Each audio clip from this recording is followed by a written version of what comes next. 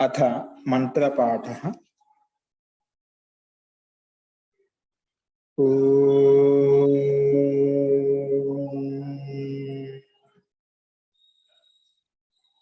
सहनाववतु सहनौ भुनक्तु सह वीर्यं करवावहै तेजस्विनावधीतमस्तु मा विद्विषावहै। ओम शांति शांति शांति।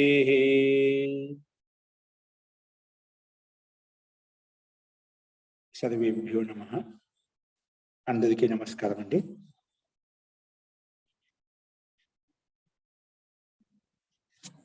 మనము నిన్న ఏకవద్భావ ప్రకరణము చెప్పుకున్నాము. అలాగే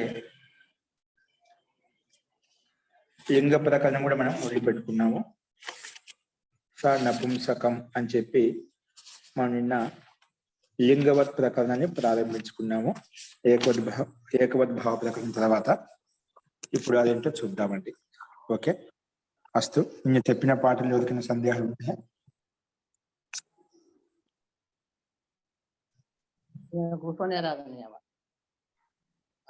ఏంటండి?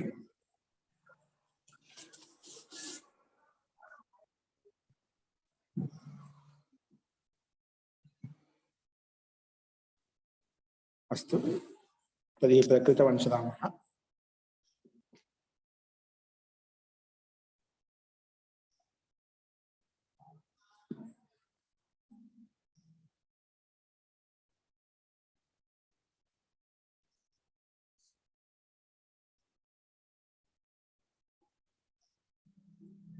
अस्तु చూడండి, నిన్న లింగ ప్రకరణంలో మొట్టమొదటి స నపుంసకం అంటే అస్మిన్ ఏకవద్భావ ప్రకరణే యస్య ఏకవద్భావో విహితః స నపుంసకలింగో భవతి.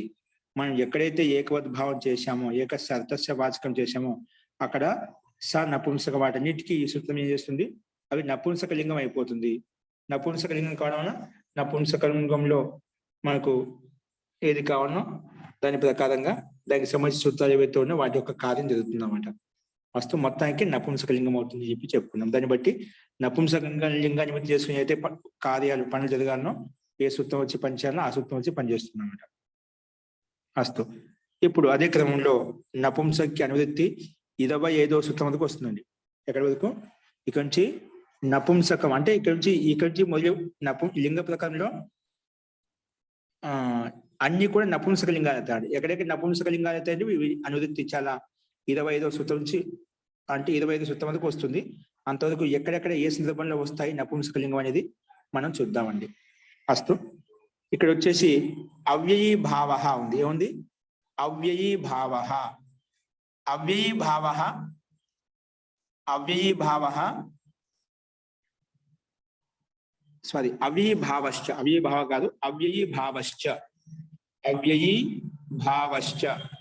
అవ్యయీ భావ ప్రథమ విభక్తి ఏకవచనము చ అవ్యయ పదము. అవ్యయీ భావ ప్రథమ విభక్తి ఏకవచనము చ అవ్యయ పదము. అనువృత్తి వచ్చేసి పైనుంచి నపుంసకం అనే శబ్దానికి అనువృత్తి వస్తుంది. ఇప్పుడు అర్థం అంటే చూద్దాం. అర్థ అవ్యయీ భావ సమాసో నపుంసకలింగో భవతి. అవ్యయీ భావ సమాసో నపుంసకలింగో భవతి. అవ్యయభావ సమాసం అయితే ఉందో అది నపుంసకలింగం అవుతుంది అన్నమాట. ఓకే, సో మనం పైన ద్వంద్వ ఎక్కడైతే ఎక్కడైతే పరస్పర ద్వంద్వ సమాసం అంటే భిన్న భిన్న సందర్భాలు ద్వంద్వ సమాసం చెప్పుకున్నామట, అక్కడ ఏకద్భావం అవుతుంది. ఇక్కడ ఏం చెప్పాడు? ఒకేసారి అవ్యయభావ సమాసం ఏదైతుందో అది కూడా నపుంసకలింగం అయిపోతుందట. అవ్యయభావ సమాసం ఎక్కడ చేసినా అది ఖచ్చితంగా నపుంసకలింగం అయిపోతుంది. అందుకే అవ్యయభావో సమాసో నపుంసకలింగో భవతి, నపుంసకలింగం అవుతుంది చెప్పి ఈ సూత్రం ప్రస్తావించింది. అస్తు. ఉదాహరణ వచ్చేసి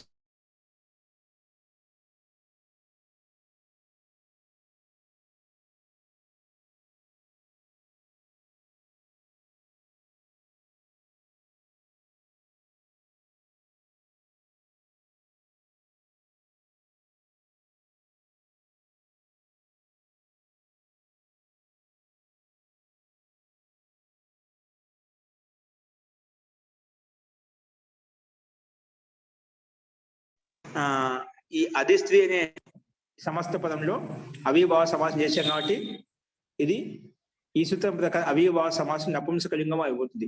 నపుంసకలింగం అయిపోయింది కాబట్టి ఇక్కడ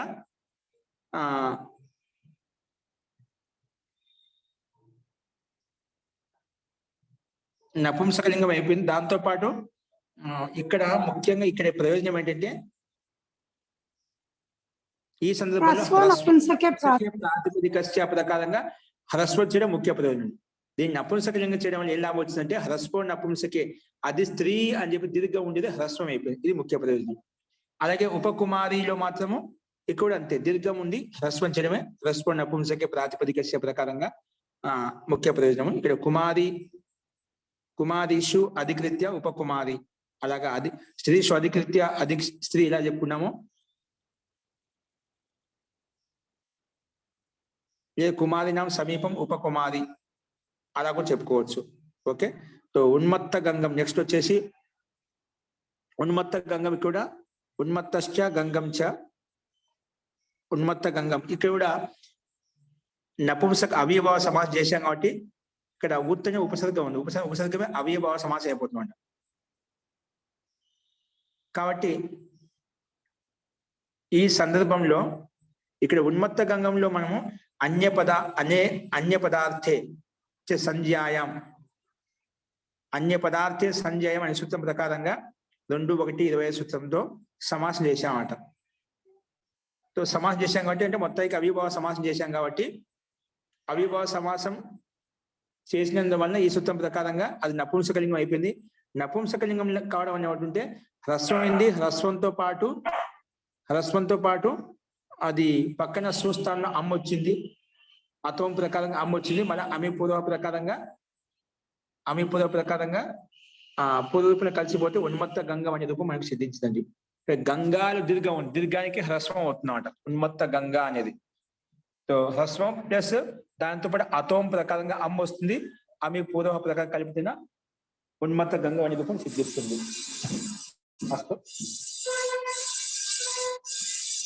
ఆచార్య ఏకవిభక్తి చ పూర్వ నిపాతే సూత్రం నుంచి ఆ కుమారి శబ్దానికి ఉపసర్జన సంజ్ఞ అవుతుందండి.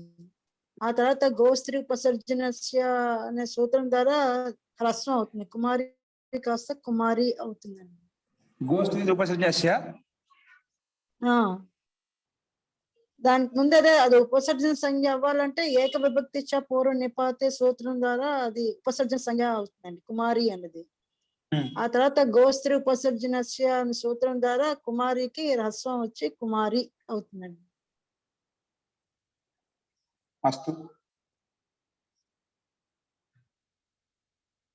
ఉపసర్జన ప్రత్యాంత శబ్దం కదా. అవునండి. అయిపో గోస్త్రీ ఉపసర్జన ఆ హ్రస్వం చేస్తాం. అంతకన్నా ముందు ఏం చేశాము? ముందు ఏక విభక్తి చ పూర్వ నిపాతం నుంచి కుమారి శబ్దానికి ఉపసర్జన సంజ్ఞ అవుతుందండి. అప్పుడు గోస్త్రీ ఉపసర్జన ప్రకారంగా ఉపసర్జన సంజ్ఞ ఉంది కాబట్టి అది హ్రస్వం వస్తుందండి. ఓకే, అలాగే ఇక్కడ ఉన్మత్త గంగంలో సామాన్యంగా హ్రస్వం అవుతుంది. అలాగే లోహిత గంగంలో కూడా హ్రస్వం.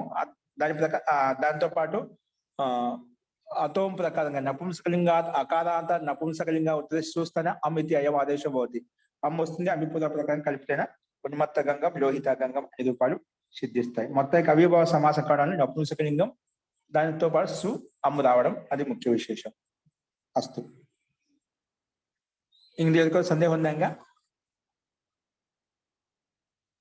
అస్తు నెక్స్ట్ చూడండి. తత్పురుషో అణై కర్మధారయ తత్పురుషోణై కర్మధారయ తత్పురుష ప్రథమ భక్తి ఏకవచనము అణై కర్మధారయ అణై కర్మధారయ ప్రథమ భక్తి ఏకవచనం అన్నమాట. తత్పురుష ప్రథమ భక్తి ఏకవచనము అణై కర్మధారయ ప్రథమ భక్తి ఏకవచనము. ఇక సమాసం చూడండి.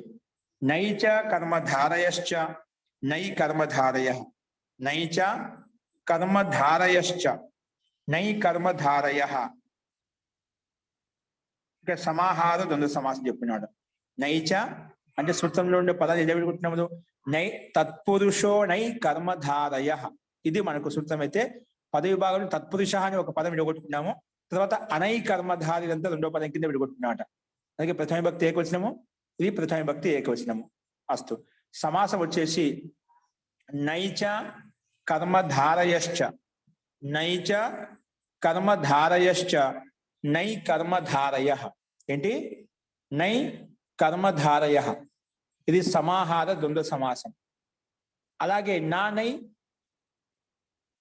నా నై కర్మధారయ, నా నై కర్మధారయ, అనై కర్మధారయ. యస్మిన్ స అనై కర్మధార, నా నై కర్మధారయ, యస్మిన్ అంటే నై కర్మధారయ సమాసం లేదు ఎక్కడైతే, యస్మిన్ ఎందులో అయితే, స అనై కర్మధారయ, ఇది బహుళ సమాసం. నై తత్పురుష సమాసం కాకుండా ఇది బహుళ సమాసం అండి. నా నై కర్మధారయ యస్మిన్ స అనై కర్మధారయ, బహువ్రీ సమాసం ఇది చేసుకున్నామట. అసలు నై కర్మధారం ఎక్కడైతే ఉందో దాన్ని అనై కర్మధార అని చెప్పి చెప్పుకున్నామట. అస్తు. సో పైనుంచి అనువృత్తి వస్తుంది, నపుంసకం అనే పదానికి అనువృత్తి వస్తుంది. అప్పుడు అర్థం ఏమవుతుందంటే నై తత్పురుషం, నై తత్పురుషం కర్మధారయ తత్పురుషం చ. ఏంటి? నై తత్పురుషం కర్మధారయ తత్పురుషం చ, నై తత్పురుషం కర్మధారయ తత్పురుషం చ విహాయ. అంటే నై కర్మధారయాన్ని తత్పురుషం చ, నై తత్పురుషం కర్మధార తత్పురుషం చ విహాయ, కర్మధార తత్పురుష సమాసాన్ని వదిలిపెట్టి విహాయ యో అన్య, ఏదైతే అన్య ఉంటుందంటే నై తత్పురుష సమాన్ని వదిలేసి అన్యతి ఏంటి? కర్మధార తత్పురుష సమాసాన్ని వదిలేసి, కర్మధార తత్పురుషం చ వదిలేసి ఏదైతే అన్య తత్పురుషం ఉందో యో అన్య తత్పురుష, అన్య తత్పురుష సమాస స నపుంసకలింగో భవతి. ఓకే. సో ఇక్కడ నై తత్పురుషము ప్లస్ కర్మధార తత్పురుషాన్ని వదిలిపెట్టి, తత్పురుష అంటే కర్మధార తత్పురుషాన్ని వదిలిపెట్టి ఏదైతే అన్య తత్పురుష సమాసం ఉందో, ఏదైతే అన్య తత్పురుష సమాసం ఉందో అది నపుంసకలింగం అవుతుంది అని చెప్పి ఈ సూత్రం ప్రస్తావించిందండి. ఓకేనా? అదే నై తత్పురుషం కర్మధార తత్పురుషం చ విహాయ, నై తత్పురుషాన్ని కర్మధార తత్పురుష సమాన్ని ఇంకా కర్మధార తత్పురుష సమాసాన్ని విహాయ వదిలిపెట్టి ఏదైతే అన్య తత్పురుష సమాసం ఉందో అది నపుంసకలింగం అవుతుంది. ఇత్యధికారో వేదితవ్యం అని ఈ అధికారం నడుస్తుంది అని చెప్పి మనం అర్థం చేసుకోవాలి. ఇత్యధికారో వేదితవ్య అని మనం చూసామండి. అస్తు. సో అదేవిధంగా ఉదాహరణ ఇచ్చారు చూడండి. బ్రాహ్మణానాం సేన బ్రాహ్మణ సేనం, బ్రాహ్మణానాం సేన బ్రాహ్మణ సేనం. ఇక్కడేంటి? అన్యతరస్యాం అని చెప్పామట. యో అన్యతరస్యాం సమాస, యో అన్య, అన్యతరస్యాం కాదు, యో అన్య తత్పురుష సమాస స నపుంసకలింగో భవతి అని చెప్పుకున్నాం. ఇక్కడ బ్రాహ్మణానాం సేన బ్రాహ్మణ సేనం,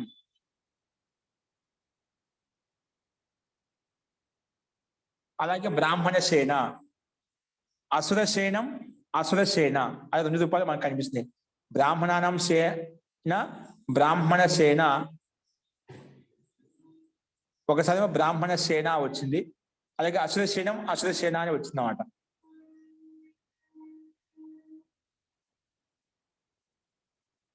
అంటే ఒకటేమి అన్య తత్పురుష సమాసంలో ఉండాలి, కానీ రెండు రూపాయలు ఎందుకు వచ్చాయి ఇక్కడ? ఇక్కడ నపుంసకలింగం కావడం వలన మనకు బ్రాహ్మణ శనం తయారైంది.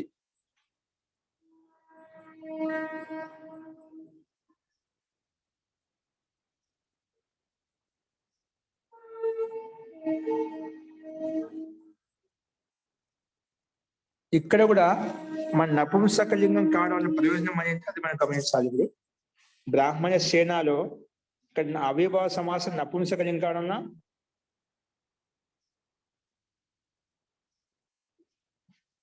రెండో రూపం ఏమి సిద్ధిస్తుంది? అస్తు. ఒక చోట అతోం ప్రకారంగా మనకు అమ్మ వచ్చింది, అమిపూర్వ ప్రకారం కలిపేసుకున్నాము. రెండో చోట ఇక్కడ మధ్యలో సు వస్తుంది,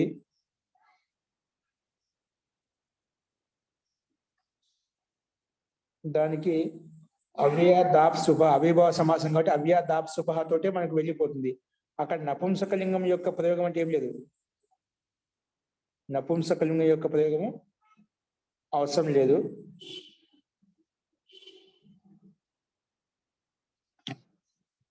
ఒక్క నిమిషం చెప్తున్నా అండి.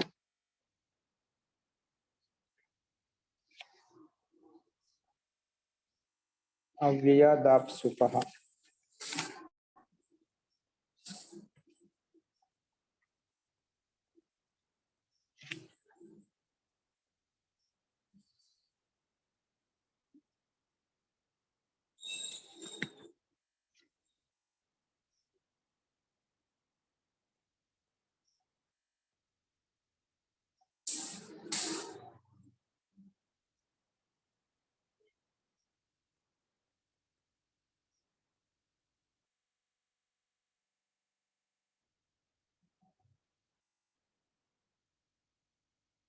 బ్రాహ్మణం సేన బ్రాహ్మణ సేన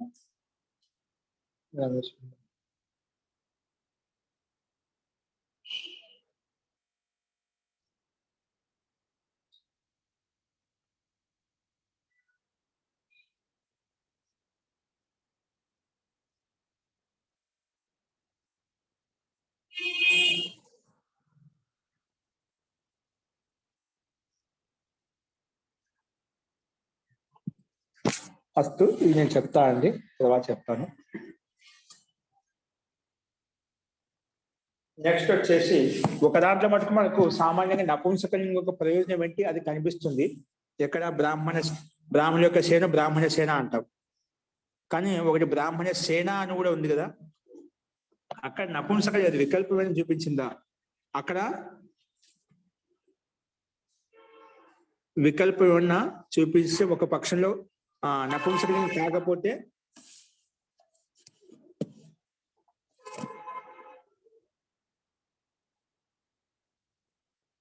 ఆ పక్షంలోనే రూపం తయారని చూద్దాం. ఒక్క నిమిషం, నేను వేరే పుస్తకం చూస్తున్నాను. 2:1 ఎంతది? 2:1 19.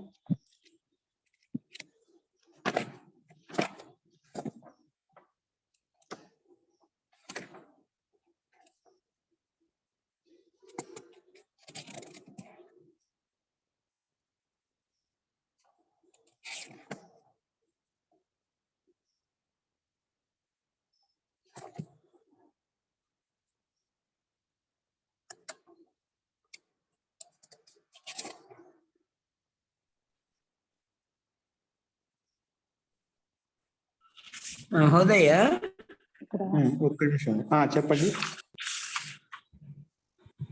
ఇక్కడ ఈ ఇప్పుడు కర్మధార తత్పురుషును నై తత్పురుషం విహాయ అన్నాడు కదా, వాటిల్లో ఏమన్నా వస్తుందా మరి? అది వదిలేసి చెప్పాను కదా, తీసుకోకూడదు. అవి కాకుండా అందుకే విహాయ అవి వదిలేసి అసలు అధికారోయం నై సమాసం కర్మధరం చ వర్జయిత్వ అన్య తత్పురుషో నపుంసకలింగో భవతి ఇతి ఏతద్ అధికృతం వేతవ్యం. యత్ ఇత ఊర్ధ్వం అనుక్రమిష్యామః తత్ర విభాషా సేన వికల్పం. క్షమతం. ఇక్కడ విభాషా సేన మన ముందు చెప్పుకున్నామట, అంతకు ముందు చెప్పుకున్నదా? విభాషా సేన 2:25 సూత్రం చెప్పుకున్నాం కదా. నెక్స్ట్ రాబోతుంది సూత్రం ఏంటి? విభాషా సేన సురా ఛాయ శాల నిశానాం 20 సూత్రం మనం చెప్పుకోబోతున్నాం. రాబోయే సూత్రము ఆ సూత్రం విభాష చేసిందండి. సేన శబ్దం ఉండే చోట వికల్పం వస్తుందంట. అది ఒక పక్షంలో రాలేదు, నపుంసకలింగం రాలేదు. సామాన్యంగా అవిభావ సమాసం కాబట్టి అవ్యయ దాప్ సుపహ ప్రకారంగా ఏకో శిశువు వస్తుందానికి లుక్ అయిపోతుంది అన్నమాట. ఓకేనా? ఫస్ట్ బ్రాహ్మణ సేనంలో ఒక పక్షంలో ఏమైపోయింది? నపుంసకలింగం అయింది. అందుకే నపుంసకలింగం కావడం వల్ల అతోం ప్రకారంగా చూస్తాను అమ్మ వచ్చింది, అమిపూర్వ ప్రకారం కలిపేశాం. ఒక పక్షంలో రాలేదు. ఏ సూత్రం ప్రకారం? విభాష సేన సుర ఛాయ శాల నిశానం అనే సూత్రం ప్రకారంగా ఇక్కడ రాలేదు. ఒక పక్షం రాని పక్షం సామాన్యంగా యథాప్రాప్తమైనటువంటి అవిభావసం కాబట్టి అవిభావస్య ప్రకారంగా అవ్యయ సంధ్య ఉంది కాబట్టి అవిభావ అవ్యయ సంధ్య ముందు చెప్పుకున్నామట. ఒక సూత్రం అవిభావశ్చ ఉంది, అవిభావ సమాస అవ్యయ సంజకోబోద్ది. అది అవ్యయం కావడం వలన సమస్త పదం అంతా అవ్యయ దాప్ సుపహ ప్రకారంగా అవ్యానికి పక్కన ఉండే సు అయితే ఉందో దానికి లుక్ అయిపోతుంది అన్నమాట. అందుకే బ్రాహ్మణ సేన అని చెప్పి మనకు 2 రూపాయలు కనిపించాయండి. అస్తు ఇప్పుడు స్పష్టమైనది. ఇందులో సందేహం ఉందా ఇప్పుడు? ఓకే. విభాజ సేన అనే సూత్రం ప్రకారంగా వికల్పం వచ్చింది, అది మనం గమనించాల. అస్తు. నెక్స్ట్ వచ్చేసి సంజ్ఞాయాం కంతోషీ నరేషు. ఏంటి? సంజ్ఞాయాం కంతోషీ నరేషు. సంజ్ఞాయాం కంతోషీ నరేషు.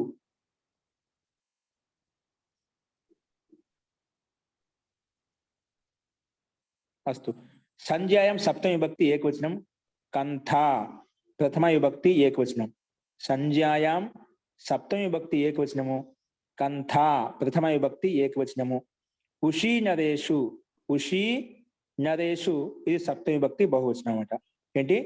ఉషీ నరేషు సప్తమి విభక్తి బహువచనం. ఉషీ నరేషు సప్తమి విభక్తి బహువచనం అన్నమాట. ఇక్కడ కంథా ప్లస్ ఉషీ నరేషు ఈ రెండింటి మధ్య సామాన్యంగా మనకు ఆద్గుణ ప్రకారంగా గుణం చేస్తే ఓ అయిపోయింది. కంథా ప్లస్ ఉషీ నరేషు కంతోషీ నరేషు ఇలా వచ్చేసింది. అస్తు. అనువృత్తి వచ్చేసి తత్పురుషో అనై కర్మధారయ. ఈ 2 పదాలకు అనువృత్తి వచ్చేసింది. తత్పురుషో అనై కర్మధారయ.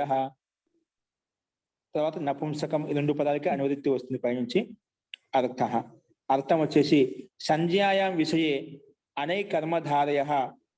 సంజ్ఞాయం విషయే పైనుంచి మొత్తం సూత్రం అనువృత్తి వస్తుంది కాబట్టి ఇక్కడ కూడా అనై కర్మ అంటే నై తత్పురుషం ఉండకూడదు, కర్మధార తత్పురుషం ఉండకూడదు. వాటిని వదిలేసి విహాయ చెప్పిన కదా, నై తత్పురుషం కర్మధారయ తత్పురుషం చ విహాయ వదిలిపెట్టి ఇక్కడ అది తీసుకున్నాడు. కానీ సంజ్ఞా విషయం ఒకటి యాడ్ అయినాడు. సంజ్ఞా విషయంలో నామవాచక విషయంలో మాత్రమే సంజ్ఞాయాం విషయే అనై కర్మధారయ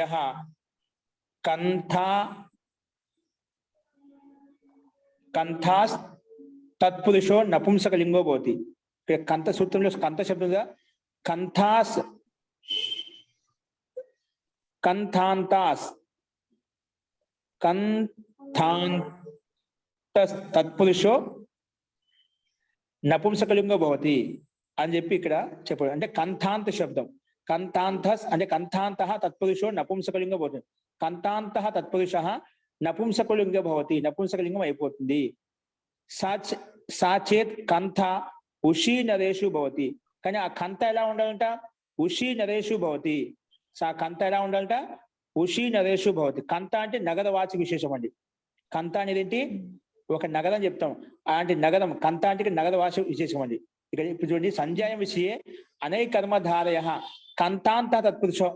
కంథాంత తత్పురుషో అంటే నగరవాచక తత్పురుషం అయితే ఉందో అది నపుంసకలింగో భవతి. కానీ కంథ ఆ నగరం ఎలా ఉండాలి? ఉషీ నరేషు భవతి.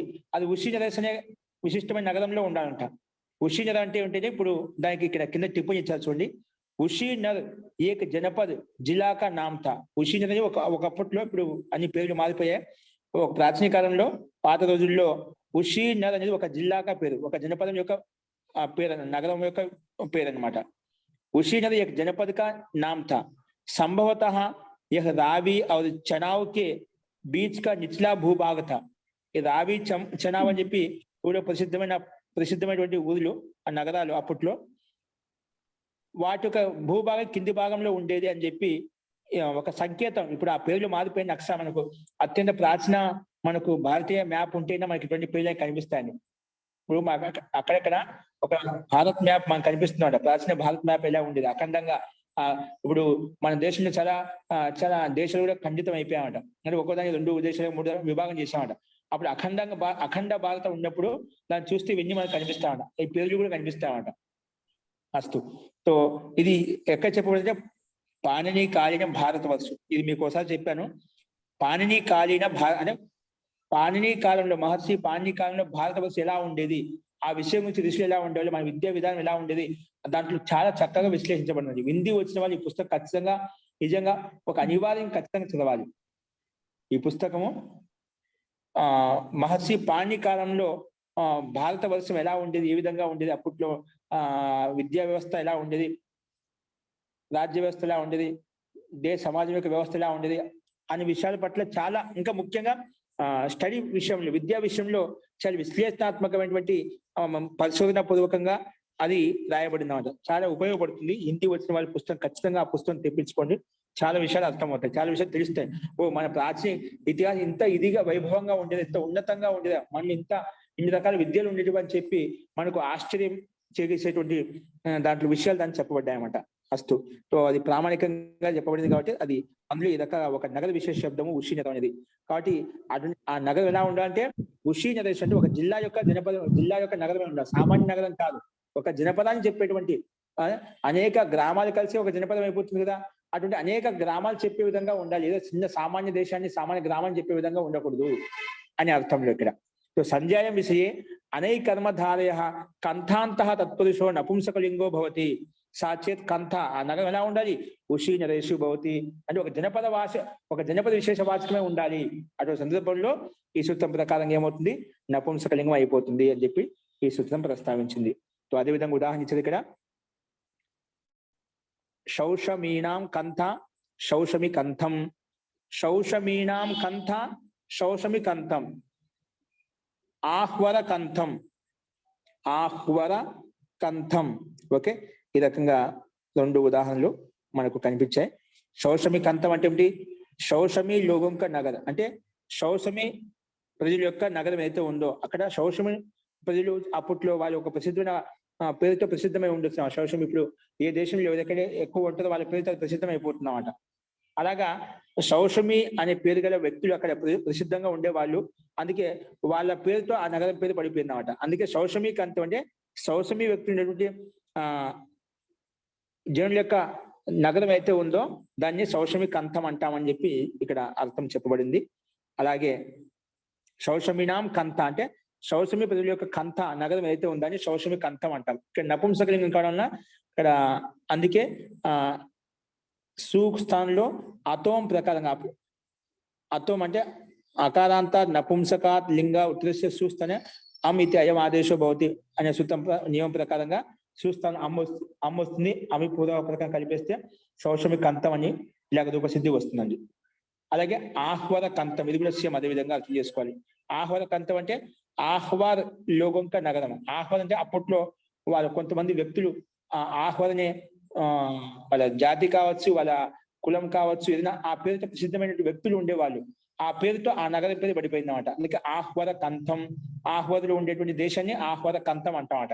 ఇక్కడ నపుంసకలింగం సంధ్యా విషయంలో చూడు, సంధ్య అంటే ఒక నామవాచక విషయం ఉండదు, అంటే నామాలు ఇక్కడ ఆ పేరు ప్రసిద్ధం అంట, అక్కడ నామకరణ ముఖ్యమైన అంట. ఆహ్వాద కంథం అంట ఆ దేశాన్ని ఆ నగరాన్ని ఆహ్వాద కంథం అంటే పేరు చెప్పుకుంటాదా, అక్కడ ఉండేది ఏం చెప్పాడు, అక్కడ ఆ పేరుకి ప్రాధాన్యత ఇస్తున్నాం. అందుకే సంధ్యాయం విషయం చెప్పాడు సూత్రంలో.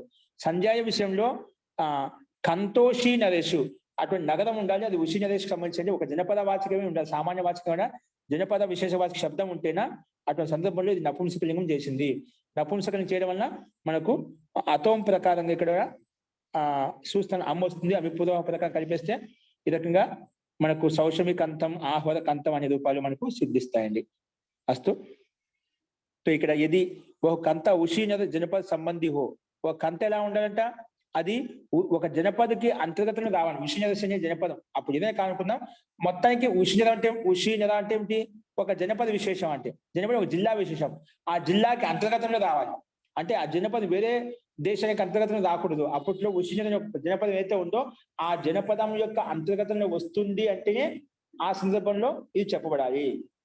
ఇప్పుడు ఎందుకంటే ఆ జనపదంలో ఉండే భాషలే ఈ పదం చెప్తే దాన్ని అర్థం చేసుకోగలుగుతాండి.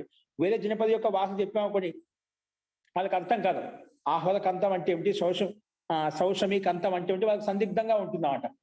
కాబట్టి అది ఆ జనపదానికి సంబంధించిన అంతర్గతంలో ఉంటేనే అప్పుడు ఇది నపుంసకలింగం అయిపోతుంది. పక్కన దేశానికి ఎక్కడో ఉందండి ఆ దాన్ని కూడా మేము చేస్తాం నపుంసకలింగం అంటే అక్కడ కాదు. ఎక్కడ లోకంలో ఏ విధంగా ప్రచలనంలో ఉందో అది అక్కడ చెప్పుకుంటే దాని యొక్క మహత్వం ఉంటుందన్నమాట. ఒక ప్రాంతం యొక్క భాష ఇంకో ప్రాంతం తీసుకెళ్తే దానికి ఔన్నత్యం ఉండదన్నమాట. కాబట్టి ఎక్కడ ఏ సందర్భంలో ఏ ప్రాంతంలో ఉపయోగించబడుతుందో దాన్ని అక్కడే ఉపయోగించుకుంటే దాని యొక్క అర్థము మనకు అవగతం అవుతుంది అన్నమాట. అందుకే ఉషి నరేషు అని చెప్పి స్పష్టంగా చెప్పబడింది. ఆ కంత ఎలా ఉండాలి అంటే ఉషి నర జనపద వాచి సంబంధి ఉంటేనే అప్పుడు నపుంసకలింగం అయిపోతుంది అని చెప్పి ఈ సూత్రం ప్రస్తావించింది. ఓకే, అస్తు. మొత్తానికి అన్నిటిలో నపుంసకలింగం కావడం ఏమవుతుందంటే అరస్పో నపుంసకే ప్రాతిపదిక ప్రకారంగా ఇక్కడ కంఠా శబ్దం దీర్ఘం ఉంది కదా, అన్నిటిలో ఏమైపోతుంది హ్రస్వం అయిపోతుంది. హ్రస్వం అయిన తర్వాత మళ్ళా చూస్తాను అమ్ము అమి పోదా కూడా ఇది కూడా ప్రయోజనం. ఈ రెండు రకాల ప్రయోజనాలు, ఒకటి హ్రస్వ ప్రయోజనము, ఒకటి చూస్తానులో నపుంసకలింగం అయింది కాబట్టి చూస్తాను అమ్ము కూడా వస్తుందన్నమాట. ఈ రెండు రకాల ప్రయోజనాలు మనం ఇందులో చూసామండి. మస్తు. ఇందులో ఎవరికైనా సందేహం చెప్పండి ఇంకా. ఓకే అండి. మొత్తానికి సంధ్యా విషయంలో తత్పురుషాన్ని వదిలేసి నై కర్మధారాన్ని వదిలేసి కర్మధార తత్పురుష సమాసం వదిలేసి ఏవైతే అన్య తత్పురుష సమాసం ఉందో అక్కడ ఈ సూత్రం ప్రకారంగా మనము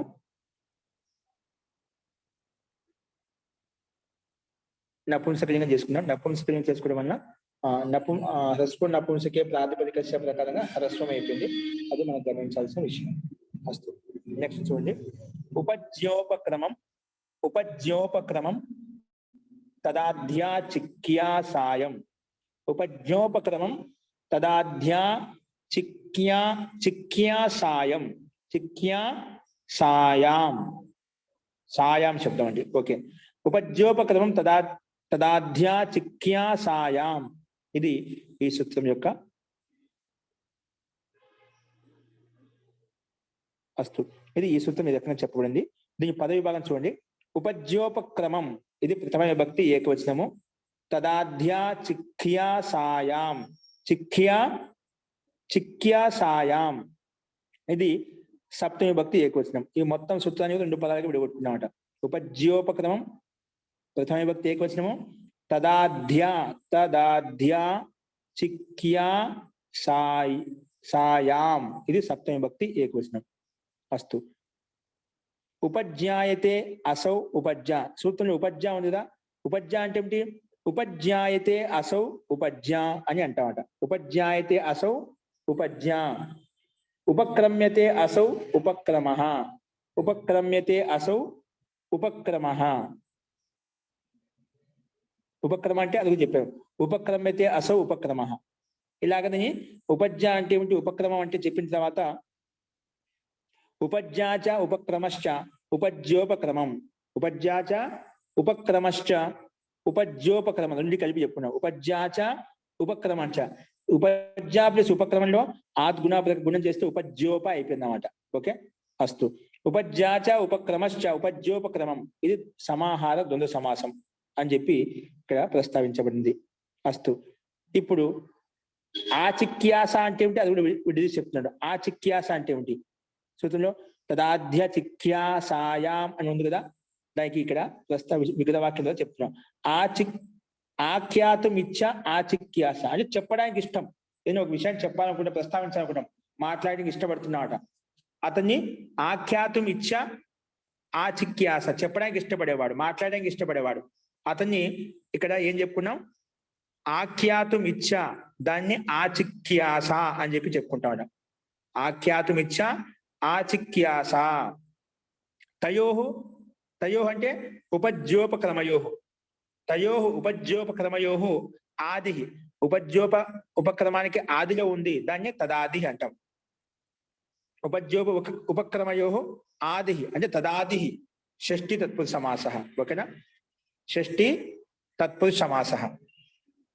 తదాది ఉపజ్యోప. అసలు తదయోహు ఉపక్రమయోహు ఆది తదాది అంటే సూత్రంలో ఆది శబ్దం ఉందో తదాది అంటూ ఏ దానికి ఆదిగా ఉండాలి? ఉపజ్య ఉపక్రమానికి ఆది ఏదైతే ఉందో దాన్ని తదాది అని చెప్పి ఇక్కడ తీసుకున్నామట. అందుకే తదాదే ఆచిక్యాస తదాధ్య చిక్యాస తస్యాం తదాధ్య చిక్యాసాయం అని ఈ రకంగా వస్తుందన్నమాట. ఒకసారి మళ్ళీ చూడండి. ఆఖ్యాతుమిచ్చ ఆచిక్యాస చెప్పటానికి మాట్లాడడానికి ఏదైతే ఇష్టం ఉంటుందో వాళ్ళని ఆచిక్యాస అని చెప్పి చెప్పుకుంటాం. కానీ అది ఎక్కడ ఉండాలి? తయోహు ఉపజ్యోపక్రమయోహు ఆది. అవి ఉపజ్య ఉపక్రమిక ఆదిలో ఉండాలి, అప్పుడు దాన్ని తదాది అని చెప్తామట. అది ఎక్కడ ఉండాలి? ఉపజ్య ఉపక్రమానికి ఆదిలో ఉండాలన్నమాట. ఆచిక్యాసలా ఉండాలి, ఉపజ్య ఉపక్రమానికి ఆదిలో ఉండాలి. అందుకే తదాది అని చెప్తున్నాం. ఏదైనా ఆదిలో ఉపజ్యాకి ఉపక్రమానికి ఆదిలో ఉండాలి. ఆ చెప్పడానికి కథనం అనేది ఆదిలో ఉండాలి. ఉపజ్య ఉపక్రమం చెప్పుకున్నప్పుడు ఉదాహరణతో ఇది స్పష్టమవుతుంది. తో తద్ ఆది షష్ఠి తత్పురుష సమాస, తదాదేహి ఆచిక్యాస, అది ఆదిలో ఉంటే అయితే కథనం అయితే ఉందో, ఇచ్చ అయితే ఉందో, ఆఖ్యాతం ఇచ్చ అయితే ఉందో దాన్ని తదాదేహి ఆచిక్యాస తదాధ్య చిక్యాస, తదాధ్య చిక్యాస అని చెప్పి ఇక్కడ మనం ప్రస్తావించుకున్నామండి. అందుకే తస్యాం తదాధ్య చిక్యాసాయం, తదాధ్య చిక్యాసాయం అని చెప్పి ఇక్కడ మనం స్పష్టంగా వివిధ వాక్యం ద్వారా తెలుస్తుందండి. అస్తు అనుదిత్తి వచ్చేసి ఇప్పుడు చూడండి, తత్పురుషో అనై కర్మధారయ నపుంసకం, ఈ రెండు పదాలకి అనువదిత్తి వస్తుంది మనకు. ఇప్పుడు చూడండి దీని యొక్క అర్థం ఏంటో. అనై కర్మధారయ ఏంటి? అనై కర్మధార, ఇక్కడ పైంచి అనై కర్మధార అంటే నైతత్పురుషం కర్మధార తత్పురుషం చ విహాయ అని తాత్పర్యం. అనయ కర్మధార ఏంటంటే నైతత్పురుష సమాసని కర్మధార తత్పురుష సమాసాన్ని వదిలిపెట్టి అని అర్థం పైన చెప్పిన విధంగా. అస్తు అనై కర్మధారయ అర్థాన్ని గమనించండి. అనై కర్మధారయ ఉపజ్యాంత ఉపక్రమాంతాశ్చ తత్పురుషో నపుంసకలింగో భవతి యది తయోః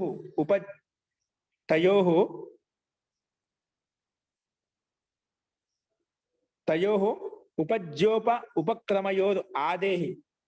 తయోః అంటే ఉపజ్య ఉపక్రమయోః ఆదే అంటే ఉపజ్యాకి ఉపక్రమకి ఆదిలో ఉండాలంట. అంటే ప్రథమస్య ఆచిక్యాస భవదు, ప్రథమ ఆచిక్యాస ఉండాలంట. ఉపజ్యాకి ఉపక్రమాకి ఆదిలో ఉండాలంట. దాన్నే ఇక్కడ ప్రస్తావించమండి. ఉపజ్య ఉపక్రమానికి ఆదిలో ఉంటేనే ఆ సందర్భంలో తీసుకోవాలి. చూడండి ఒక్క నిమిషం, మళ్ళీ పేజీ ఎన్నికెళ్ళిపోయింది.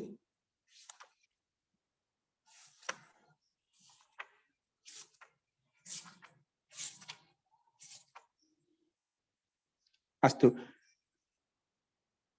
ఇప్పుడు చూడండి, అనేక కర్మధారయ ఉపజ్యాంత ఉపక్రమాంతశ్చ తత్పురుషో నపుంసకలింగో భవతి. ఉపజ్యాంత ఉపక్రమాంత ఏదైతే ఉందో అటువంటి తత్పురుష సమాసము అది నపుంసకలింగం అయిపోతుంది. తత్పురుష సమాసాన్ని నైతత్పురుష సమాసాన్ని వదిలిపెట్టి ఉపజ్యాంత ఉపక్రమాంతశ్చ తత్పురుష, ఉపజ్యాంత అంతిమంలో ఉన్నటువంటి ఉపక్రమాంతం అంతిమంలో ఉన్నటువంటి తత్పురుష సమాసం అయితే ఉందో అది కూడా నపుంసకలింగం అయిపోతుంది. కానీ ఎలా ఉండాలి? ఇది తయోః ఉపజ్య ఉపక్రమయో ఎలా ఉండాలి? ఆదేహి ఆచిక్యాస భవేత్. అంటే ఉపజ్యాకి ఉపక్రమానికి ఆదిలో ప్రథమస్య ఆచిక్యాస ఉంటేనే, ప్రథమ కథనం ఉంటేనే, ఉపజ్యాకి ఉపక్రమానికి ముందు ప్రథమ కథనం ఉంటేనే అప్పుడు ఆ సందర్భంలో మాత్రమే ఉపజ్యాంతు ఉపక్రమాంతు తత్పురుషాలు నపుంసకలింగంలోకి వచ్చేస్తాయి అని చెప్పి ఇక్కడ ప్రస్తావించబడింది అన్నమాట. అది చూడండి, ఉదాహరణ చూసి తెలుస్తుంది మీకు. ఉదాహరణ ఇచ్చిన ఇక్కడ పాణిని ఉపజ్యం. ఇక్కడ చూడు, ఉపజ్యాకి ముందు వచ్చినవాడు. ఏది ముందు వచ్చింది? ఏ ముందు ఉండాలని చెప్పాము? ముందు ఏముండాలంటే ఆచిక్యాస అంటే చెప్పడానికి ఇష్టం. ఇప్పుడు పాణి ఉపజ్యాతం అంటూ పాణిని గురించి చెప్పడానికి జిజ్ఞాస ఉందన్నమాట. పాణి కాలం గురించి చెప్పడం కోసం జిజ్ఞాస అన్నమాట. అంటే ముందు జిజ్ఞాస ఉంది, దాని తర్వాత ఉపజ్య ఉంది. అంటే ఉపజ్యాకి ముందు ఉండాలన్నమాట. అందుకే పాణిని ఉపజ్యం. ఆకాలకం వ్యాకరణం. పాణిని ఉపజ్యం. దీన్ని ఎనసంధి చేయమన్నా పాణిన్యుపజ్యం అయిపోయింది. పాణిన్యుపజ్యం ఓకేనా? ఎనసంధి జరిగింది మధ్యలో. అస్తు విడగొట్టుకుంటే పాణిని ఉపజ్యం అకాలకం వ్యాకరణం అంటే కాలికి పరిభాష రహితంగా వ్యాకరణ రచన పాణినికి ఉపజ్య అంటే ఒక ఉపజ్యానికి పాణి యొక్క కృతి అన్నమాట. అంటే కాలం యొక్క పరిభాష లేకుండా, అంటే చూడండి ఇది ఈయన రాసినట్టు పాణీయ వ్యాకరణం అనేది కేవలం ఈ కాలానికి సంబంధించింది అనుకుంటామా? ఇలా అన్ని కాలానికి అతీతంగా ఇప్పుడు ఈ కాలంలోనే ఉపయోగిస్తాం, వేరే కాలంలో ఉండని కాదు. ఇప్పుడు మహర్షి ఈ పాణి రచన వ్యాకరణం ఎప్పటి నుంచి వస్తుంది? చాలా పాతకాలం నుంచి పూర్వకాలం నుంచి వస్తూనే ఉందన్నమాట. ఇప్పటి వరకు కూడా దాన్ని వాడుకుంటూనే ఉన్నామట. అందుకే కాలం యొక్క పరిభాషతో రహితంగా వ్యాకరణం యొక్క రచన అనేది పాణికి ఉపజ్య. అంటే అది పాణినికే సంభవం అవుతుంది, ఇంకొకరికి సంభవం కాదనమాట. అది ఆయన యొక్క ఉపజ్య అనేది వారికే సొంతం అట. చూడండి, మనకు కొన్ని మనం ఏం తయారు చేసినా ఆ కాలానికి సంబంధించి దేశ కాల పరిస్థితి బట్టి అదే కాలానికి సంబంధిస్తాయి. ఇంత ఇన్ని మన దేశంలో సమాజంలో ఇన్ని మార్పులు జరిగినప్పటికీ కూడా కానీ పాణిని యొక్క వ్యాకరణ విషయంలో ఎటువంటి మార్పు రావడం అంట. అంటే దీని సహాయం దీని ఉపయోగం అంటే కాలరహితంగా అటువంటి పరిభాష చెప్పబడింది, అలాంటి వ్యాకరణం చెప్పబడింది అన్ని కాలాల్లో ఉపయోగపడుతున్నాం. ఇప్పుడే కాదు, మనం వెళ్ళిన తర్వాత ముందు రాబోయే తరాలకు ఇదే వ్యాకరణం ఉపయోగపడుతుంది. దీంట్లో ఏం మార్పు రావడం అంటే అన్ని కాలంలో ఈ పరిభాష ఏదైతే ఉందో కాలరహితంగా అలాంటి పరిభాష అలాంటి వ్యాకరణ యొక్క రచన అనేది అది పాణికి ఉపజ్యాయ అంటే పాణి యొక్క కృతి మాత్రమే అది అని చెప్పి అర్థం చేసుకోవాలి. అలాగే వ్యాడి ఉపజ్యం దుష్కరణం, దుష్కరణం నామక విధి వ్యాడికి ఉపజ్యాయ. దుష్కరన్ నామక విధి ఇది అప్పుడు ఒక వ్యాడి నామక ఒక వ్యాకరణ ఆచార్య ఉండేవాడండి. అప్పుడు అతని వ్యాడి నామక ప్రసిద్ధి ఉండ. వ్యాడి ఉపజ్యం దుష్కరణం, దుష్కరణం నామక విధి వ్యాడికి ఉపజ్యాయ. అది వ్యాడి నామక ఒక ఆచార్య ఏదైతే వ్యాకరణ ఆచార్య వాడిని కూడా రాసినమాట. కానీ ఆయన యొక్క వ్యాకరణం కొన్ని కఠినంగా ఉంటున్నాడు, దుష్కరంగా ఉంటున్నాడు. అర్థం చేసుకోవడం అంత ఇదిగా ఉండదు. ఆయన సొంత కృతి చేసేది వ్యాకరణని ఆయన ఒక తయారు చేసి ఒక రచన చేశారు వ్యాడి ఆచార్య. కానీ అది దుష్కరంగా ఉంది, కొంచెం కఠినంగా ఉందన్నమాట. అది కొంచెం కఠినంగా ఉందన్నమాట. అందుకే మనకు అనేక మధ్య చాలా వ్యాకరణలు వచ్చాయి, కానీ ప్రసిద్ధంగా మనకు పాణిని వ్యాకరణని మించి ఎవరి లేదన్నమాట. అందుకే ఇదే ప్రసిద్ధంగా ఇప్పటి వరకు ఇన్ని కాలాలు దాటిపోయిన తర్వాత కూడా మనం అదే ప్రస్తావించుకుంటూ వస్తున్నామట. అందుకే వ్యాడి ఉపజ్యం మాత్రము దుష్కరణం నామక విధి అది వ్యాడికి ఉపజ్యాది, అది వ్యాడికి మాత్రం సొంతము, వేద వాళ్ళకి సంభవం కాదు అని అంత కఠినంగా క్లిష్టంగా దాన్ని తయారు చేశాడు. అంటే అంత సహజంగా అర్థం చేసుకోవడంలో అస్తు అది వాని యొక్క ఉపజ్య అని చెప్పేవాడు ఇక్కడ. అస్తు అలాగే నందోపక్రమాని మానాని, నందోపక్రమాని ఉపక్రమ శబ్దం వచ్చింది. నందోపక్రమాని మానని అంటే నందునే పహలే తౌల్నేకే బాంటోంకు ప్రారంభ కియా. ఇప్పుడు నంద రాజ్యంలో నందోపక్రమాని మానాని. ఇప్పుడు నంద రాజ్యంలో అప్పట్లో నంద అనే ఒక ప్రసిద్ధ రాజా ఉండేవాడు. అప్పట్లో ఆ నంద రాజ్యంకి మనం తూకం వేస్తున్నాం కదా, తూకం అంటే కేజీ అర కేజీ అని మనకు ఏవైతే రాళ్ళు కనిపిస్తాయో మాపనాలు ఏవైతే కనిపిస్తాయో అవి ఎప్పుడు ఈ పరంపర అనేది ఎప్పుడు ప్రారంభం అంటే నందోపక్రమాని మానాని. ఈ మానాలు అంటే ఈ కొలతలు ఈ మాపనాలు ఏవైతే మాపన రాళ్ళు ఏవైతే ఉన్నాయో అవి నందోపక్రమాన్ని. ఈ ఉపక్రమం అనేది నందం నుంచి మొదలైంది. నందరాజ్యంలో రాజవుతుండదో అప్పటి నుంచి ఈ మానోపన కొలితే. అప్పట్లో ఈ మానాల కంటే ముందు డబ్బాలతో అంటే వాళ్ళు ఎంత కావాలంటే ఎవరికి ఏం కావాలని ఇచ్చేవాళ్ళు. నాకు కొలత అంటే ఉండేది కాదనమాట. కానీ నంద రాజ్యం ఎప్పుడైతుందో అప్పటి నుంచి ఈ మానాల ద్వారా దానికి ఒక సమానమైన తోలన ప్రకారం ఇచ్చేవాళ్ళు అనమాట. అప్పట్లో తోలనాలు భిన్నగా ఉండేది, పెద్ద పెద్ద డబ్బాలతో వేసేవాళ్ళు అనమాట. లేదా వస్తు మార్పిడి ధాన్య మార్పిడి ఉండేవాడు, అలా మార్చుకునే వాళ్ళు. దీనికి ఇంత కొలత ఉండేది, నీకు ఏది కావాలి అది తీసుకునే వాడివి, వాళ్ళకి ఏది కావాలో వాళ్ళు తీసుకునే వాళ్ళు. అందరూ కష్టపడే వాళ్ళు అనమాట. అక్కడ కేవలం వస్తు మార్పిడే ఉండేది, కానీ దీంట్లో ఇంత అని ఏమి ఉండేవాడు. ఎవరికి ఎంత కావాలో తీసుకోవచ్చు, ఏ వస్తువు ఏది కావాలో తీసుకోవచ్చు. అందరూ కష్టపడేవాళ్ళు, ఖాళీగా ఉండేవాళ్ళు కదైతే. ఆ రకంగా ఉండేది. ఇప్పుడు ఎందుకంటే కాలాంతరంలో చాలా మార్పులు వచ్చాయి కదా, నిదానంగా నందోపక్రమాన్ని మానాన్ని అని చెప్పి ఈ మానలు కొలవటం అని చెప్పి సగటుగా కొలతలేసి ఇవ్వడం అని చెప్పి సమానంగా తీసుకోవడం చెప్పి అది అక్కడి నుంచి ఉపక్రమం అక్కడి నుంచి స్టార్ట్ అయింది అనమాట. ఉపక్రమ శబ్దానికి ముందు ఇక్కడ ఇది ప్రస్తావించబడింది అనమాట. కాబట్టి ఉపక్రమానికి ముందే ఇక్కడ చెప్పబడింది అనమాట. ఏది ఎవరి కృతి? నంద యొక్క కృతికి చెప్పబడింది అనమాట. కానీ నందినే పదే తోల్నేకి బాంటంకు ప్రారంభిక అక్కడి నుంచే ఈ మాపడం అని చెప్పి ఆయన ప్రారంభించారన్నమాట. ఇది దీని యొక్క తాత్పర్యం. అంటే ఉపజ్యాంతము ఉపక్రమాంతము యొక్క తత్పురుషం అయితే ఉందో అక్కడ నపుంసకలింగం ఏమైతుందో ఉపక్రమాంత అంటే ఉపజ్యాంత అంటే ఉపజ్యా శబ్దం అంతిమంలో ఉంది, ఉపక్రమం అంతిమంలో ఉంది. ఏ శబ్దానికి అయితే అటువంటి శబ్దం కూడా ఆ శబ్దం అంతిమంలో తత్వ సమాసం అయితే ఉందో తత్వ సమాసం ఏదో ఆ తత్వ సమాసం నపుంసకలింగం అయిపోతుందని చెప్పి ఈ సూత్రం ప్రస్తావించదండి. అందుకే నై కర్మదా తత్పురుషాన్ని వదిలిపెట్టి. కానీ ఇది ఎలా ఉండాలి? ఉపజ్యేయ ఉపక్రమ విషయమే ఉండాలి. ఇప్పుడు ఉపజ్యేయం అంటే ఇది పాణి యొక్క ఉపజ్యేయము, ఇది నంద యొక్క ఉపక్రమము అంటే ఆదికర్త ఉండాలన్నమాట. ఇప్పుడు వ్యాకరణానికి ఆదికర్త ఉంది ఇక్కడ మహర్షి పాణి. ఈ మానాలు మాపనాలు కొలవటానికి కేజీ అర కేజీ ఏవైతే ఉన్నాయో మాపనాలు ఏవైతే ఉన్నాయో అవి ఎక్కడి నుంచి స్టార్ట్ అయ్యాయి? నందు నుంచి స్టార్ట్ అయ్యామంట, ఉపక్రమం అక్కడి నుంచి స్టార్ట్ అయ్యిందంట.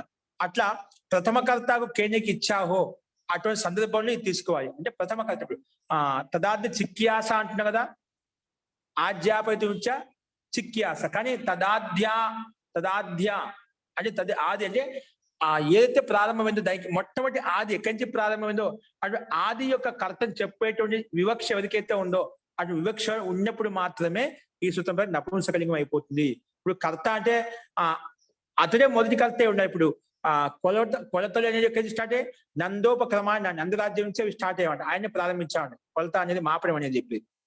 అలాగే ఈ అకాలం ఈ ఆకారకం వ్యాకరణం అని చెప్పేది కేవలం పాణినికే సొంతం అంట. ఆ ఉపజ్ఞానం ఆ కృతి అనేది కేవలం పాణినికే సొంతం అవుతుంది, కానీ వేరేకి అది సాధ్యం కాదు. అందుకే వ్యాధి ఉపజ్ఞానం దుష్కరంగా ఉందన్నమాట. మిగిలిన చాలా వ్యాకరణాలు కానీ ఏది ప్రసిద్ధం కాలేదు, కేవలము మహర్షి పాణిని యొక్క వ్యాకరణం ప్రసిద్ధమైంది అన్నమాట మనకు. కాబట్టి అట్లా మొట్టమొదటి కర్తకు చెప్పేటువంటి వివక్ష ఆకాంక్ష ఎక్కడైతే ఉందో అటువంటి సందర్భంలో ఈ సూత్రం ప్రకారంగా నపుంసకలింగం అయిపోతుంది అని చెప్పి మనము చెప్పుకున్నామండి. అస్తు, ఇది దీని యొక్క తాత్పర్యం. అదేవిధంగా ఉదాహరణ ఇచ్చాము మనకు క్రమాని మానాని ఓకేనా. పాణి ఉపజ్య పాణిని ఉపజ్యం, అకాలకం వ్యాకరణం, వ్యాధి ఉపజ్యం. ఇక్కడ పాణి ఉపజ్యం, వ్యాధి ఉపజ్యం. ఇక్కడ ఉపజ్యంలో ఉపజ్య శబ్దానికి ఇక్కడ రస్వం చేసుకుంటాం. రస్వం చేసుకున్న వెంటనే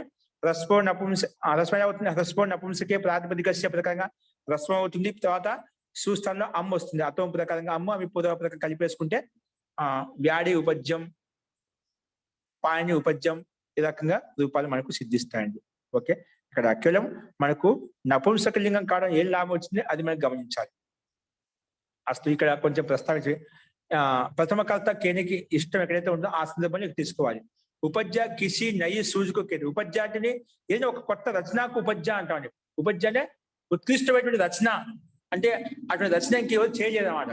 అటువంటి రచన ఇంకా ఎవరు చేయలేదన్నమాట, దాన్ని ఉపజ్య అంటాం. అంటే ఒక ఊహ, ఒక అటువంటి ఊహ అది ఎవరికి సొంతం కాదు, ఎవరు చేయలేదన్నమాట. అటువంటి ఆలోచన ఎవరికి రాదు కూడా. ఇంకా అటువంటి ఊహ ఎవరికైతే ఉందో దాన్ని ఉపజ్య అంటాం. అందుకే ఉపజ్య కిసి నయి సూజుకోకైతే ఒక నయి చింతనం ఏదైతే ఉందో, ఒక కొత్త విచారం ఏదైతే ఉందో దానికి ఉపజ్య అంటాము. అంటే ఉపజ్యాపదకం. ఇప్పుడు చాలా మంది పిహెచ్డి చేస్తుంటారండి. పిహెచ్డి చేసేటప్పుడు చాలా మంది ఇప్పుడు అలా అయిపోయాయండి. వాస్తవంగా విశ్లేషణ ఏదో కొత్త రచనప్పుడు ఒక విషయాన్ని ప్రస్తావించుకొని నీకంటూ ఒక ఉపజ్య ఉండాలి, నీకంటూ ఒక కొత్త విషయాన్ని దాన్ని ఊహాత్మకంగా దాంట్లో విశ్లేషించి దాన్ని కొత్తగా నైపుణ్యంతో తీసుకొని బయటికి రావాలన్నమాట. దాన్ని ఆ రకంగా విశ్లేషించాలన్నమాట, దాన్ని ఉపజ్య అంటామంట. ఇప్పుడు చాలా మంది రకరకాలు చేస్తూ ఉంటామంట, కానీ ఇప్పుడు అలా లేదు. అక్కడ ఇక్కడ కొన్ని చూసి ఏదో పిహెచ్డి పూర్తి చేసేసుకుంటారు. కానీ వాస్తవంగా అంటే మనము బాగా పరిశోధించి ఒక ఏదో కొత్త విషయం కనిపెడతానే ఉద్దేశంతో మనకు దాంట్లో ఆ విషయంలో మనం పిహెచ్డి చేస్తూ ఉంటామంట. అలాగా ఒక కొత్త రచన, కొత్త ఊహ ఎక్కడైతే ఉంటుందని ఉపజ్య అంటాము. మరి ఉపక్రమం అంటే ఏమిటి? ఉపక్రమం కిసి చీజ్కే ప్రారంభ కలనెక్కైతే. ఉపక్రమం అంటే ఈ ఉపక్రమం ఇక్కడి స్టార్ట్ అయిందండి అంటే ఇది ప్రారంభం అంటే ఇచ్చి ఇది స్టార్ట్ అయింది, ఇది మొదలైంది. ఇప్పుడు చెప్పాను కొలతలు మాపన ఎక్కడి స్టార్ట్ అయ్యాయంట, నందరాజ్యం నుంచి స్టార్ట్ అయ్యింది. నందరాజ్యానే ఆయన ప్రారంభించాయన్నమాట. అప్పట్లో ప్రసిద్ధ రాజా ఉండొచ్చు అన్నమాట. అక్కడి నుంచి అవి ప్రారంభించబడింది అన్నమాట. అంటే ఎక్కడి నుంచి ప్రారంభించబడుతుందో ఏదైనా ఒక వస్తువు పదార్థం అదే కాదు, ఏదైనా కానీ ఏది ఎక్కడి నుంచి స్టార్ట్ అయిందో అది దాన్ని ఉపక్రమం అంటాడు. ఇక్కడ ఉపక్రమం ఈ రకంగా ఉందని చెప్పి మన లౌకిక వ్యవహారంలో ఉపయోగిస్తుంటాడు. ఈ ప్రణాళిక ఉపక్రమం ఈ రకంగా చెప్పబడింది అంటే ఈ రకంగా తయారు చేశాము అని చెప్పి అలాగా. అంటే మొత్తానికి ఏదో ప్రారంభించడానికి ఉపక్రమం అంటామట. కిసి చీజుకో ప్రారంభ కరణీయకు ఏదైనా కానీ ఒక వస్తువుని ఒక పదార్థాన్ని ఏదైనా విషయాన్ని ప్రారంభించడం కోసం ఉపక్రమం అని చెప్తాం. ఏదో ఒక ఉపక్రమం ఉండాలి, ఏదో ఒక ప్లాన్ ఉండాలి అంటుంటా కదా, అలాగా ఉపక్రమం అంటే ఒక ప్లానింగ్ అన్నమాట. ఏదైనా కానీ అలాంటి సందర్భాన్ని ఉపక్రమ శబ్దం చెప్పారు. अस्तु उपज्या तथा उपक्रम का भेद इतना है, उपज्या सर्वथा नई वस्तु को नई वस्तु नहीं होती। उपज्या तथा उपक्रम में भेद इतना है कि उपज्या सर्वथा नई वस्तु नहीं होती, किंतु उसमें कोई विशेष सूझ ही होती है। ఉపజ్య అనేది ఏంటంటే ఉపజ్యాకి ఉపక్రమానికి తేడా ఏంటంటే ఉపజ్యాలు ఏముంటుంది, ఏదైనా ఒక కొత్త వస్తువు ఉండదని, ఆ కొత్త వస్తువు కాకుండా ఏదైనా ఒక విశేషమైన ఊహ ఉంటుందా అక్కడ. వస్తువు అదే, ఆ వస్తువును విశేషంగా దాని చింతన శైలి ప్రకారంగా దీనికి ఇదే కొత్తగా నైపుణ్యం సాధించడం అనమాట. దాన్ని కొత్తగా ఉత్పత్తి చేసి క్రియేట్ చేయడం అనమాట. దాన్ని ఉపజ్ఞాతో చెప్పుకుంటామట. అలాగే उदाहरण कीजिए जैसे कि पाणिनि से पूर्व भी और व्याकरण थे, उसमें केवल अकारक व्याकरण बनाने की उपज्ञा पाणिनि ने की है. అంటే పాణిని మహర్షి కంటే ముందు చాలా వ్యాకరణాలు ఉండేటువంటి మనం రామాయణ విషయం చెప్పుకుంటాం. హనుమంతుడు నవవిధ వ్యాకరణ చదివా అని చెప్పి. అలాగే చాలా మంది ఇక్కడ మనం కాపీ శాకలాచార్య శాకటాయన అని చెప్పి చాలా మంది ఆచార్య పేర్లు ఉల్లేఖిస్తుంటారు మహర్షి పాణిని. అంటే మహర్షి పాణిని కంటే ముందు కూడా చాలా వ్యాకరణాలు ఉత్పన్నమయ్యాయి, చాలా వ్యాకరణ ప్రసిద్ధంగా ఉండేటివి. కానీ ఈ కృతి అనేది ఎవరు చదివింది? అన్ని ఉన్నప్పటికీ కూడా అకాలక వ్యాకరణ అంటే అన్ని కాలాలకు ఒకే విధంగా ఎటువంటి ఒక కాలానికి పరిమితం కాకుండా అన్ని కాలాలు కంటిన్యూగా నడుస్తూ వస్తున్నటువంటి వ్యాకరణం ఏదైనా ఉందంటే అకాలక వ్యాకరణం బనానికి ఉపజ్ఞానికి కేవలం పాణిని మాత్రమే చేశారన్నమాట. అంటే ముందు వ్యాకరణం వాళ్ళు ఆ కాలంతో అంతమైపోయామట. వాళ్ళు ఉండే సమయంలో వాళ్ళ శిష్య పరంపర ఎంతవరకైతే ఉందో ఆ కాలం వరకే సీమితమై ఆ వ్యాకరణం అక్కడ సమాప్తం అయిపోయింది. కానీ మహర్షి పాణిని యొక్క వ్యాకరణము ఏమైపోయింది? అకాలకం, అంటే దాని కాలంతో పరిమితం కాలేమంట. అది కంటిన్యూగా నడుస్తుంది. ఇప్పటి కూడా మనం చెప్పుకుంటూ ఉన్నాం. ఆగే తరాల వరకు కూడా చెప్పుకుంటూ ఇదే విషయాన్ని చెప్పుకుంటామట. ఆ రకంగా వారి యొక్క ఉపజ్ఞానికి కేవలం వారికి ఒక కొత్త ఊహ, అది ఎవరు నిరాకరించలేదు, ఎవరు ఖండించలేదు అన్నమాట దాన్ని. కాబట్టి అటువంటి ఊహాశక్తి కేవలం పాణినికే మహాత్మ సొంతం. అందుకే ఇది వారి యొక్క విశిష్టమైన ఖోజ్ అంటే విశ్లేషణ, అది కేవలం వారికే సొంతం అన్నమాట అని చెప్పి ఇక్కడ చెప్పబడింది అన్నమాట. అందుకే ఉపక్రమం సర్వతా నయ్యే నిర్మాణం అయితే ఉపక్రమం అనేది కేవలం ఒక కొత్త నిర్మాణాన్ని చెప్తాడు. ఈ నిర్మాణం జరుగుతుంది, ఈ ఉపక్రమం ప్రారంభించాం అంటే కొత్తని ప్రారంభించేటప్పుడు ఉపక్రమం అంటామట. నేను కొత్తని ప్రారంభించడంలో ఉపక్రమం అని చెప్పి చెప్పుకుంటాం. అస్తు ఇది జైసే బాంటోంక నయా ప్రారంభం నందుకాహి హే. ఇక్కడ కొలతల యొక్క కొలతని మాపడాలు అనేది కేవలము నందరాజ్యం నుంచి ప్రారంభించబడి అంటే ఏదైనా కొత్త ప్రారంభం ఎక్కడైతే ఉంటుందో అలాంటి సందర్భంలో ఉపక్రమాన్ని తీసుకుంటాము. ఏదైనా కొత్త విషయాన్ని ప్రారంభించేటప్పుడు, కొత్త వస్తువుని ప్రారంభించేటప్పుడు, కొత్త విషయాన్ని చెప్పేటప్పుడు ఏదైతే ఉందని ఉపక్రమం అని చెప్పి చెప్పుకున్నామండి. అస్తు ఇది ఈ సూత్రం యొక్క అభిప్రాయము. నెక్స్ట్ చూడండి, ఛాయా బాహుల్యే. ఏంటండి? ఛాయా బాహుల్యే. ఛాయా ప్రథమ విభక్తి ఏకవచనము, బాహుల్యే సప్తమి విభక్తి ఏకవచనము. అనువృత్తి వచ్చేసి తత్పురుషో అనై కర్మధారయ నపుంసకం. ఈ రెండు పదాలకి అనువృత్తి వస్తుంది. అస్తు ఛాయా బాహుల్య అంటే ఏమిటి చూడండి. అర్థ బాహుల్యే అంటే బహుత్వే గమ్యమానం, బహుత్వం చాలా ఎక్కువగా గమ్యమానమైనప్పుడు. బహుత్వే గమ్యమానే అనై కర్మధారయ. అనై కర్మ అంటే నైతత్పురుష సమాసాన్ని కర్మధార తత్పురుష సమాసం వదిలిపెట్టి అనై కర్మధారయ ఛాయాంత తత్పురుషో నపుంసక అంటే ఆ రెండు వదిలిపెట్టి వేరే తత్పురుష సమాసం. ఏ తత్పురుషము? ఛాయాంత తత్పురుషం అంటే ఛాయ శబ్దం అంతిమంలో ఉన్న తత్పురుష సమాసం ఏదైతే ఉందో అలాంటి ఛాయాంత తత్పురుష సమాసము నపుంసకలింగం అయిపోతుంది. నైతత్పురుష సమాసాన్ని నైతత్పురుష సమాసం ఇది తత్పురుష సమాసమే. అందుకే నైతత్పురుష సమాసాన్ని కర్మధార తత్పురుష సమాసాన్ని వదిలిపెట్టి ఛాయాంత శబ్దంతో తత్పురుష సమాసం అయితే ఉందో ఛాయ శబ్దం అంతిమంలో ఉండాలంట. ఛాయ శబ్దం అంతిమంలో ఉన్నటువంటి తత్పురుష సమాసం ఛాయాంత తత్పురుషో నపుంసకో లింగ భవతి అని చెప్పి ఈ సూత్రం చెప్పబడిందండి. ఎప్పుడు బహుత్వం గమ్యమానమైనప్పుడు. ఏం గమ్యమానం? బహుత్వ వాచి గమ్యమానం కావాలంటే విద్యమానంగా ఉన్నప్పుడు మాత్రమే ఆ ఛాయాంత శబ్దము నపుంసకలింగం అవుతుందని చెప్పి ఈ సూత్రం ప్రస్తావించింది. చూడండి, శలభఛాయం, ఇక్షు ఛాయం. శలభఛాయం అంటే ఏమిటి? పతంగంకి ఛాయ అంటే పతంగాలు ఏవైతే ఉంటే గాలిపటాలు అంటాం కదా, వాటి యొక్క ఛాయ.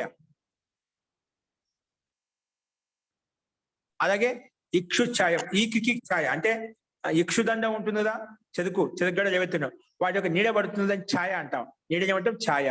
అదే శలభఛాయ. శలభాలు అంటే పతంగా అంటే ఒక క్రిమి కీటక విశేషాలు ఉన్నాయండి. వాటి రెక్కలతో అవి పైన ఎగురుతున్న వాటి యొక్క ఛాయ కింద పడుతూ ఉంటుంది అన్నమాట. పతంగాలు అంటే మినుగుడు పురుగులు మహోదయ, మినుగుడు పురుగులు. వాటి యొక్క ఛాయ ఒక నీడ పడుతూ ఉంటుంది అన్నమాట. వాటిని శలభఛాయం అంటాం.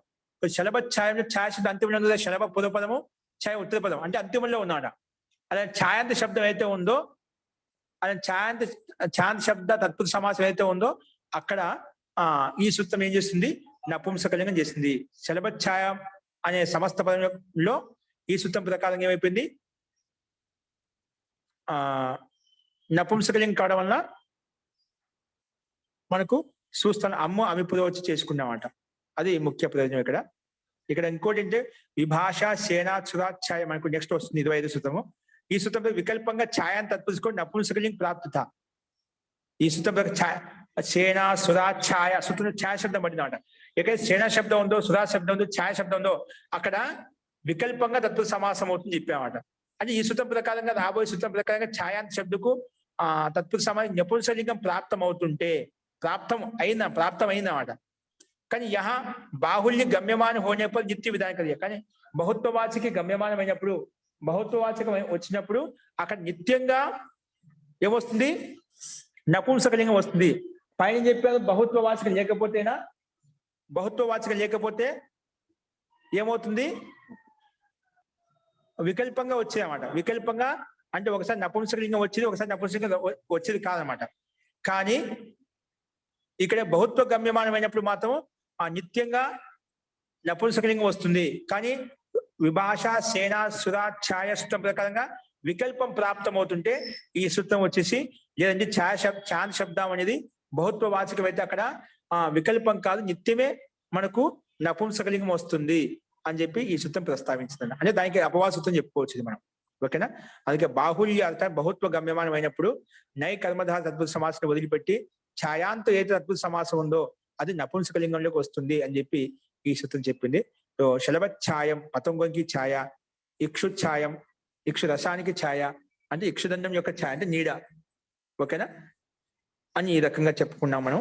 ఉదాహరణ శలభ ఇత్యాది బాహుల్య ప్రకట హోదా. శలభ అంటే ఇప్పుడు శలభ అంటే కీటకాలకు మినుగులు అంటే ఏదో ఒకదాని చెప్పుకోదా, చాలా ఉంటే అక్కడ చెప్పుకుంటామట. ఇప్పుడు ఇక్షుదండం యొక్క ఛాయ అంటాం. ఇక్షుదండం ఇక్షు యొక్క ఒక ఆకు యొక్క నీడ ఉండే కదా, అక్కడ ఇక్షుదండం ఏవైతే ఆకులు ఉండే మొత్తం వాటి యొక్క ఛాయ అనమాట. సంపూర్ణ ఇక్షుదండం యొక్క ఛాయ అంటే అక్కడ బహుత్వం గమ్యమానం అవుతున్నామట. అది ఏదో ఒకటి తీసుకోమట. అది సంపూర్ణంగా ఉంటే మొక్కలు ఏమైనా తీసుకుంటా దాని యొక్క ఛాయ నీడ ఏదైతే ఉందని తీసుకుంటామట. కాబట్టి ఈ రకంగా బహుత్వ విషయం గమ్యమానమైంది కాబట్టి ఈ సూత్రం ప్రకారంగా అయిపోయింది. అటువంటి తత్పురుష సమాసం నపుంసకలింగం అవుతుంది, నపుంసకలింగం అయింది. అందుకే శలభఛాయం ఇక్షుఛాయం ఛాయ శబ్దం అంత్యంలో ఉంది కాబట్టి ఈ రకంగా మనం ఈ ఉదాహరణ చెప్పుకున్నామండి. అస్తు ఈ రకంగా ఈ సూత్రం చెప్పుకున్నాం. ఇందులో యొక్క సందేహం ఉందా? అస్తువా? అస్తు అండి. సో నెక్స్ట్ సూత్రం అది రేపు చెప్పుకుందామండి. 23వ సూత్రము సభా రాజమనుష్య పూర్వ. సభా రాజమనుష్య పూర్వ అని చెప్పి ఇక్కడ ఈ సూత్రాన్ని మనం ప్రస్తావించుకున్నాము. అస్తు మహోదయ, ఇక్కడ ఉదాహరణలో శలభఛాయం అని ఇచ్చారు కదండి. ఇక్కడ ఛాయ అనేది ఉత్తర పదంగా ఉండాలి, ముందు పదం వచ్చి అది బహుత్వంలో గమ్యమానం అయి ఉండాలని చెప్పారు కదా. బహుత్వ గమ్యమానం అంటే ఏంటండి అర్థం? అంటే బహుత్వ వాచక ఇప్పుడు మనం చెప్పి శలభ పతంగా కీటకాలు చెప్పాము, ఇప్పుడు మినుగురు పురుగు చెప్పాము. వాటి యొక్క నీడ అనేది ఒక పురుగు యొక్క నీడ అని కాదు కదా, అవి అనేకంగా ఉంటాయన్నమాట. వాటి యొక్క ఛాయ అనేకం ఉండాలి, ఒకటి ఉండకూడదు, అనేకంగా ఉండాలి. బాహుల్యం గమ్యమానమైనప్పుడు ఇక్షుదండం చెరుకుదండం అంటాం. చెరుకుదండం యొక్క ఒక దానికి నీడ ఏమి రావాలి కదా, అనేక దండాలు మొక్కల ఇక్షుదండాలు చెరుకుదండాలు ఎక్కడైతే ఉంటాయో అక్కడ వాటి యొక్క నీడ వస్తుందన్నమాట. సమూహం తీసుకుంటాం, ఒకటి కాకుండా. అంటే ఆ ఛాయ దట్టంగా ఇప్పుడు వృక్షాలు అనేక ఉంటాయి, వృక్షఛాయం అని అనొచ్చండి. వృక్షఛాయం అనొచ్చండి. వృక్షఛాయం వృక్షానం ఛాయం, వృక్షఛాయం కాదు, వృక్షానం ఛాయం వృక్షఛాయం అంటే ఎక్కువ వృక్షాలు అంటే ఇక్కడ విభక్తి పెట్టట్లేదు కదా, శలభఛాయం అంటున్నాడు కదా. విగ్రహవాక్యం చెప్పలేదు కదా ఇక్కడ, మనం చెప్పుకదే వస్తుంది. శలభానం ఛాయం శలభఛాయం, ఇక్షునాం ఛాయం ఇక్షుఛాయం. అదే విగ్రహవాక్యం చెప్పినప్పుడు నామ్ అని, విగ్రహవాక్యం చెప్పినప్పుడు నామ్ వస్తుంది. మామూలుగా సమాసం చేసినప్పుడు అది రాదు, అంతే కదండి. సమస్త పదం కదా, అక్కడ మనకు విభక్తి లేకనే డైరెక్ట్ గా సమస్త పదం ఇవ్వబడిందండి బహుత్వ వాచకం. అక్కడ శలభ ఆం ఛాయ అలాగే పక్షి ఛాయం వచ్చాయం ఇవన్నీ వస్తాయి వీళ్ళు మానవులు గుంపుగా వెళ్తే వాళ్ళ నీడ, వస్తాయి అన్ని పక్షులు వస్తాయి. లైన్ గా విలక్షణం చెప్పినా వెళ్తుంటాయి. దాన్ని బట్టి అన్ని కాదు, ఛాయ శబ్దం అంతిమంలో ఉండాలి, ఏదైనా తీసుకోవచ్చు. పక్షి ఛాయం, ఏదైనా ఇక్కడ వస్త్ర కండిషన్ ఏంటంటే బహుత్వం అనేది బహుత్వం గమ్యమానం బహుత్వం కావాలి, అనేది ముందు ఉండాలి, ముఖ్యమైనది. వెనకాల ఛాయ అనేది రావాలి. అంతే అంతే. వెనక రావాలి, అది ఏదైనా తీసుకోవచ్చు, వస్తువు ధన్యవాదాలు. పదార్థం ఏదైనా తీసుకోవచ్చు. ఓకేనా? అలాగే. ఇక్కడ మనకి శబ్దాల ద్వారా నిర్ధారించలేదు అన్నమాట. కానీ శబ్దాల ద్వారా నిర్ధారించి ఛాయ శబ్దం ఒక సూత్రంలో వచ్చింది, 20 సూత్రం ఇప్పుడు చెప్పబోయే సూత్రంలో. అక్కడ ఆ సూత్రం ప్రకారం వికల్పం ఛాయ శబ్దం ఎక్కడైతే ఒక వికల్పంగా వస్తుంది చెప్పాం. అంటే ఒకసారి డబుల్ సెకండ్ వస్తే ఒకసారి రాదు. కానీ ఈ సూత్రం వచ్చి బాహుళ్యం కాబట్టి ఆ నిత్యమే వస్తుంది నపుంసకలింగం అని చెప్పి ఈ సూత్రం ప్రస్తావించింది.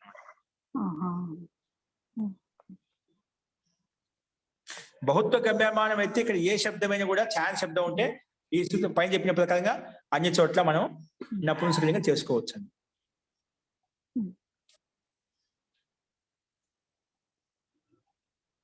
అస్తు. వేదిక సందేహాలు ఉన్నాయా? ఓకే అండి, ఇంకో సందేహం అంటే తర్వాత చూద్దాం. అస్తు. మంత్రపాఠः.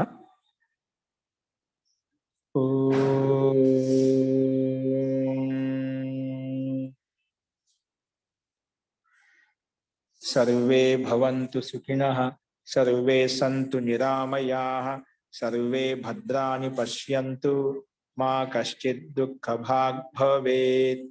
ॐ शान्तिः शान्तिः शान्तिः. सर्वेभ्यो नमः. అందరికీ నమస్కారం. నమస్తే మహోదయ. नमस्ते आचार्य, धन्यवाद।